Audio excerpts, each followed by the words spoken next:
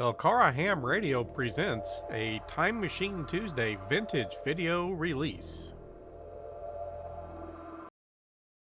Welcome to Lake Cumberland Amateur Radio Association. You can find us at LCARA.net, on Facebook, on YouTube, and on Instagram.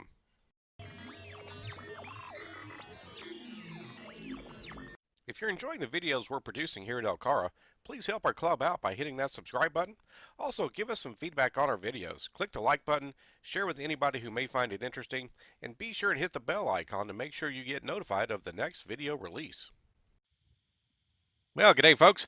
Chris KY4CKP here, and today we're going to bring you some testing we did recently on a beautiful late fall day here in central Kentucky. We took the urban assault vehicle out and went to Battlefield Park to do some more testing with the drive-on antenna mount and a nice copper J-pole that's configured for 2 meters and 70 centimeters. Just wanted to do some testing as possibly using it for field operations.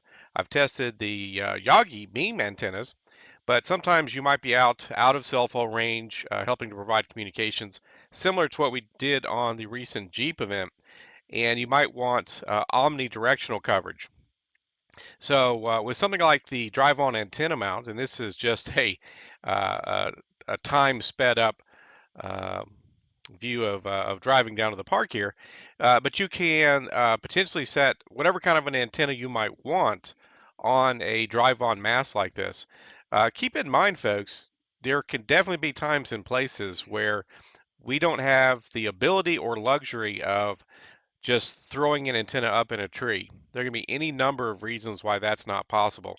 At this park where I'm going, Battlefield Park, you're not allowed to do that kind of stuff. You're not allowed to, in some cases, in some places around the U.S., certainly, you may not be allowed to drive anything into the ground, throw things up into trees.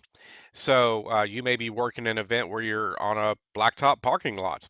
So having a system like this of some kind where you could put up some sort of a temporary mast, it could be something bumper mounted, there's hitch mounts, we have things like that for our emergency communications trailer, but having something like this can come in really handy. So let's go ahead and we'll get here to the park and we'll go ahead and set things up and start doing our testing. So we're going to bring you folks right back with our first segment. Hello, folks. This is Chris KY4CKP, and today we're back out here at Battlefield Park, where we've done some antenna testing in the past, and it's a sunny, beautiful day here in late fall in central Kentucky. It's in the 60s, and probably one of the last days like this we're going to have. At least you certainly won't be able to count on too many more of these.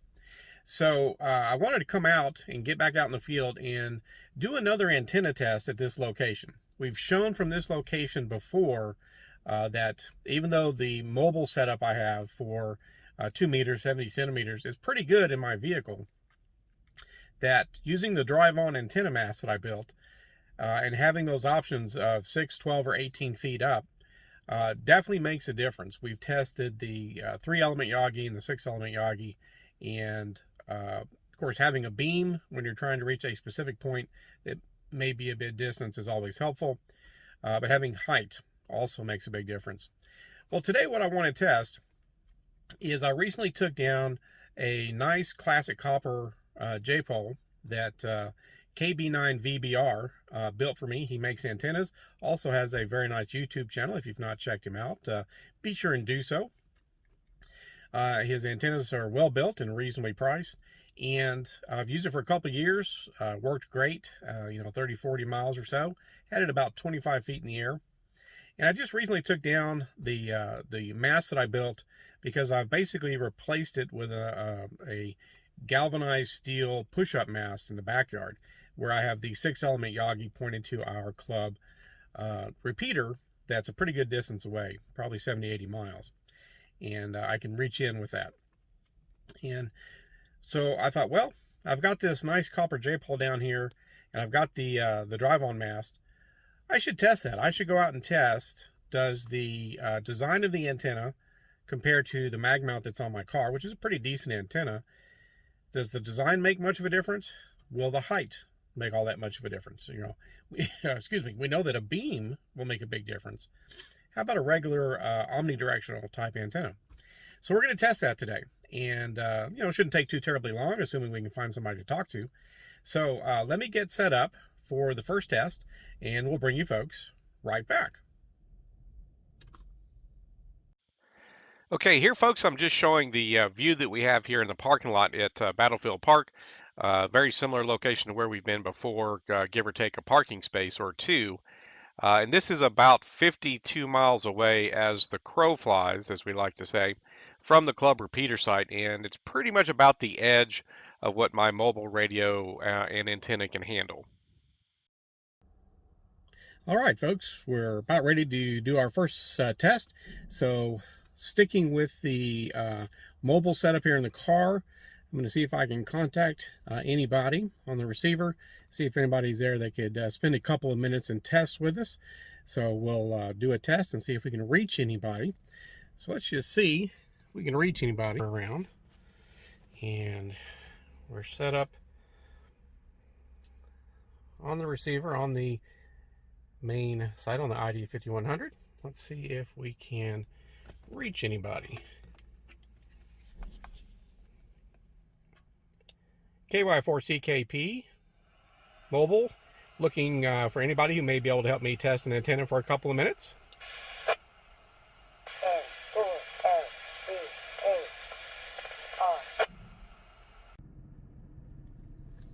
All right, folks.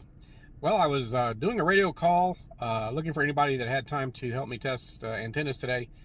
I'm reaching the repeater from this location today. As is usual, if I reach it at all from this location, it is pretty scratchy. I can hear the repeater ID itself. So I know I'm making it in. It is fairly scratchy. So I'm going to go ahead and hook up the J-pole antenna using the first 6-foot section of pole for the drive-on antenna mast, and see if I'm at least still hitting the repeater. And I'll continue to look for somebody that can maybe give me some signal reports, and we'll see if we can test this out and see what kind of results we get. So I'm going to switch over to the J-pole antenna, and we'll do some more testing, and we'll bring you folks right back.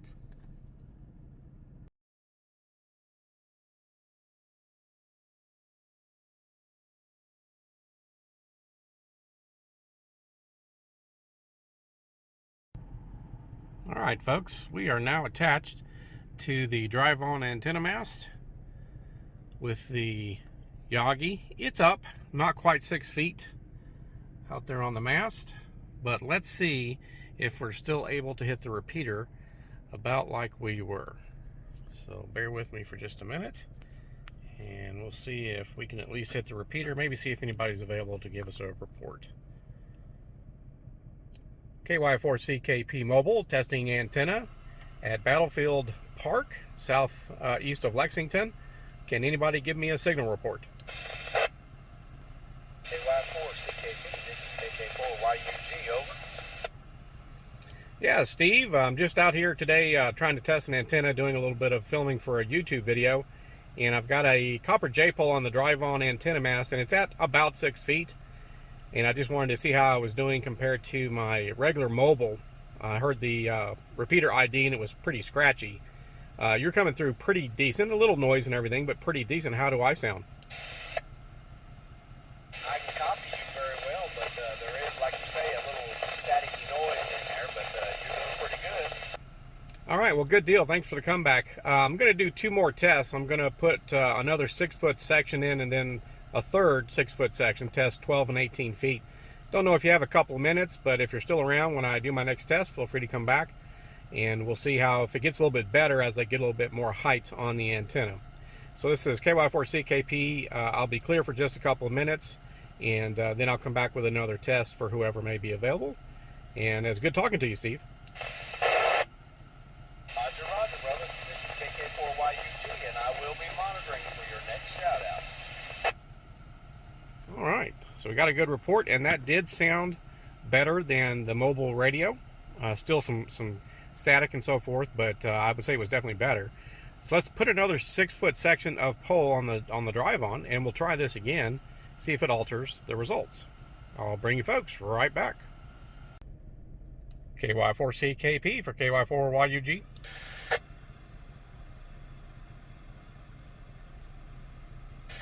CKP, this is KK4YUG, over. All right, I've now got 2 sections of the mast in for this drive-on antenna using the copper J pole. It seems like maybe you're coming through a little bit more clearly for me. I'll probably be able to tell on your comeback. How am I sounding now? You are a little clearer, and you're putting out full bar on my, of course you're hitting the repeater, but you're putting out a full spectrum, and it sounded better. Try it on with the bigger extension. Roger, roger. We'll put on the 3rd pole and we'll give it one more try. So bear with me just a couple of minutes and I'll be right back. For CKP, this is KK4YUG. Roger, I'll be monitoring. All right. Well, my camera's having a little bit of trouble focusing with the sun right now, but got better. It got better, getting up almost 12 feet in the air. Let's try almost 18 feet in the air. So we'll bring you folks right back. All right, folks, we're going to try another contact with KK4YUG. See how this 3rd section does. KY4CKP for KK4YUG. KY4CKP, this is KK4YUG, over. All right, well, you're still sounding pretty good. Probably the best. Maybe not a dramatic difference for me between 2 sections and 3, but you're definitely sounding a lot better than just my mobile rig. How do I sound now? Getting clearer with every section you put up, sir. You're very, very, very easily to understand. All right, well, sounds like another success. That height definitely makes a difference with your antennas, especially mobile or in the field. And even with a J-pole compared to the Yagis at this park, Battlefield Park, it still makes a big difference to get up in the air. So thanks for coming back for the test. I'm going to go ahead and break down now, and you'll hear yourself in a future YouTube video. This is KY4CKP, and I'll be clear on your final. Roger, roger, KY4CKP. But yeah, you're doing very good with it. It got clearer with every section you put up. Congratulations on your test. This is KK4YUG, and I'll be clear. All right, so another good test. Showing height makes a difference, whether you can get something strung up in a tree or create your own tree with something like a drive-on antenna mast. Wherever you go, antenna design, of course, if you need directional capability, beam, Yagi antenna, of course, and if you need omnidirectional or want omnidirectional, even a J-pole, they're going to benefit by having more height on your antenna, on your mast. So this is KY4CKP. We'll wrap this one up for now, and we'll see you folks in the next video, 73.